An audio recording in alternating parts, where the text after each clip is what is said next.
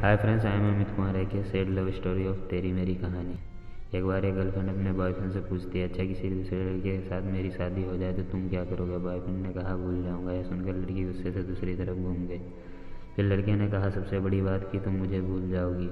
जितना जल्दी मैं तुम्हें भुला सकूंगा उससे कई ज़्यादा जल्दी तुम मुझे भुला दोगी।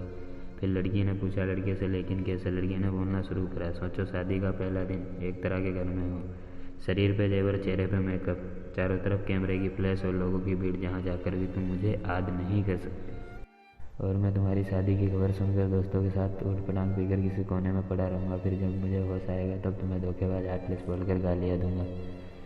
फिर कभी जब तुम्हारी याद आएगी तो दोस्तों के कंधे पर सर रख के रो लिया करूँगा। शादी के बाद तुम्हारा बिजी टाइम शुरू हो जाएगा। फिर तुम अपने पति के साथ हजारों तरह की रस्में निभाने में बिजी रहोगी।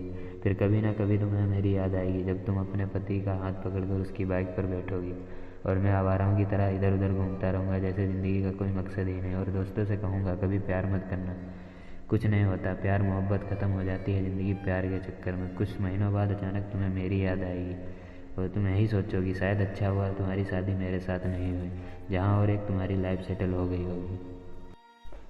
वहीं दूसरी ओर उन सभी लोगों से डांट सुनकर सुधर चुका होगा और सोच लिया होगा अब कोई काम करना है, एक सुंदर सी लड़की से शादी करके तुम्हें भी दिखा देना है। और सबको यही कहूँगा कि भुला दिया मैंने तुमको। लेकिन तभी मैं तुम्हारी पुराने मैसेज को आधी रात को निकाल कर पढ़ूंगा और सोचूंगा शायद मेरे प्यार करने में कोई कमी रह गई जिसके कारण मैं तुम्हें पा ना सकता। यहीं तक बोलने के बाद लड़के ने लड़की की तरफ देखा। लड़की की आंखों में आंसू झलक रहे थे। लड़की भरी हुई आंखों से लड़के की तरफ देखती है। लड़के के लफ्ज़ों पर कोई शब्द नहीं होता। लड़का बिल्कुल चुप। 2 मिनट दोनों ही चुप रहते हैं। गर्लफ्रेंड ने कहा, तो क्या सब कुछ यहीं ख़त्म हो जाएगा।